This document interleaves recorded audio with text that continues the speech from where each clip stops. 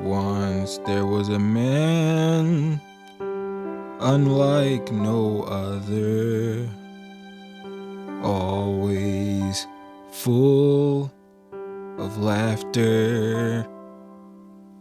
He walked his own path and laughed to the very end. He fancied himself a joker. But what happens when the laughter ends and that joker loses his humor? Oh my God, shut up. Yeah, the Joker sequel is a musical. Now, I actually heard it was going to be a musical about half a year ago. And when I told people then that I heard that the Joker sequel was going to be a musical, they all had the same response. Nah, they wouldn't do that. And I'm like, I'm not so sure. If we look back at the first Joker movie, that wasn't a faithful adaptation of the DC comic villain. It was a realistic, character-driven, well-written drama, showing the life of a poor, unfortunate soul. I tell people that the first Joker movie is objectively a good movie because it is. But I'm never going to watch it again. The tone of the movie was entirely too depressing for me. Arthur Fleck was for sure the weakest Joker adaptation in regards to villainy. So nothing about this movie surprised me. So let's get into it. Basically, this entire movie was an episode of Law & Order as a musical. Arthur is in Arkham awaiting trial, and the city is pursuing the death penalty. And that's pretty much like 80% of the movie. This movie genuinely made me reflect on how trash my attention span is. I was so antsy trying to sit through this, I looked like a recovering addict. In Arkham, he met Harley Quinn, who was pretending to have a similar life to Arthur. But in reality, she was just lying to him. Man, can't trust these hoes. She actually had a great upbringing. Turns out she was just one of those psycho chicks who obsess over serial killers. And she willingly went to Arkham to meet Arthur. Regardless, they fall in love, and afterwards, she eventually leaves Arkham so she can be at his trial. Joker eventually fires his lawyer because she was trying to argue that he had split personality disorder, a defense he apparently didn't appreciate. Why? I'm not sure. But from then on, he represented himself. So he would show up to court in a full Joker getup, with Harley in attendance wearing her little clown makeup as well. And he would talk and rant and basically make a spectacle out of the trial. That is, until he made the cardinal sin of calling the guards fat and ugly in his rant. You know, it's worth mentioning that the Arkham guards were pretty abusive at times. So this time, when he went back to Arkham to await the next trial date, the guards took him into the bathroom and gave him the old Puff Daddy treatment. And they didn't even bring baby oil. All seriousness, I don't know for sure if that's what happened since they didn't show it. They were beating him up and aggressively taking his clothes off for some reason. Now at first I just thought they had to shower him, but the next scene he looks like this. He's not in the prison uniform. He's in the same clothes, just without pants. And then one of the inmates are like, "What did you do to him?"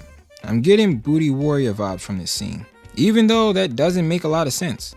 They was mad, so they beat him up. Okay. But why did they strip him just to not shower him or put him back in the prison uniform? And why did they need to shower him? But them taking his booty also doesn't make sense. He talked crap about you, so that made you so mad that you're gay? Like you're gay with anger? Either way, whatever they did to him completely knocked the wind out of his sails. And the next day in court, he confessed and gave up being the Joker. His supporters and Harley all walked out in disappointment. Then, on the day of sentencing, he was found guilty. Now, up until this point, I've been basically on autopilot, staring at the screen like a mindless zombie, just waiting for the credits so I can do this damn review. But something happened to remind me that I was in fact alive. A car bomb blew a hole through the courtroom and some Joker supporters rescued him. So now Joker's laying in the back seat while the two goons are driving and actually managed to somewhat avoid the cops. Now I'm thinking I pretty much know what's going to happen. So I'm already criticizing the movie in my head. Like damn, they could have did that in the first 30 minutes of the movie. But silly me, this movie was not over and it was not going to be what I expected. Joker decides to jump out the car and run down the street. He eventually reaches Harley at the steps where he used to live, because that's what she said she wanted them to move into. And she breaks up with him because he publicly gave up on being the Joker. Then, as she's walking off, his heart broken into pieces, the damn cops pull up and he gets re-arrested. Then he gets shanked in prison and die. The fucking end. Boy, if this ain't the sorriest Joker ever displayed on a silver screen. First, I need to talk about the whole musical element, okay? I hate musicals. If you're not an animated Disney movie from the 90s, don't be singing. It's uncalled for, just talk normal.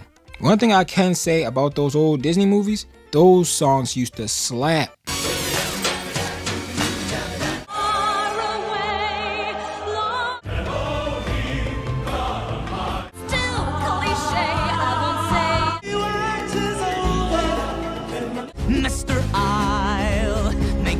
I don't know what Disney's been doing lately, but those 90s movies had hits, okay? Also, this movie didn't fully commit to the whole musical element anyway.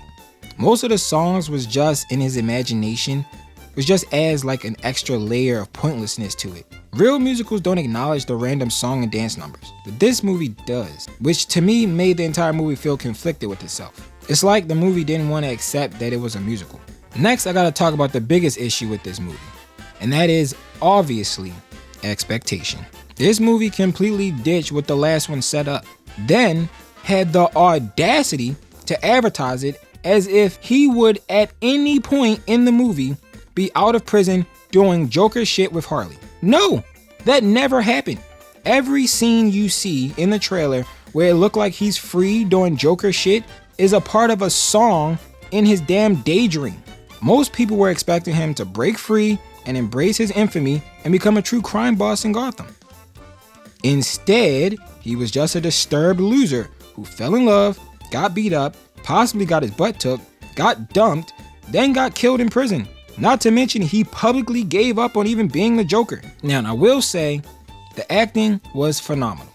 And in a vacuum, I could say this movie was okay for what it was. A tragic love story musical, like a Phantom of the Opera type beat. And even though the movie was depressing overall, that doesn't automatically make it bad. But the little bit of positivity the movie gave us was snatched away at the end, which I don't appreciate. No one went on any journey of personal discovery, and the world was basically reset back to its default state at the end. Authors did, and no one learns anything. That's not just depressing, it's far worse. It's anticlimactic. That would be my review of this movie in a vacuum. However, this is a sequel, and it's loosely based off of a beloved comic book villain. So as a tragic love story musical, I give it a 6.5 out of 10. But since it has no fucking business being a tragic love story musical in the first goddamn place, I give this movie a 3.5 out of 10. This movie is not just completely pointless to watch. It retroactively makes the first movie pointless to watch also. As far as being a sequel goes, this movie fails in every regard. It didn't add to what the first one built, it instead destroyed all of it. So yeah, Heath Ledger is still undefeated as Joker. That's all. Peace.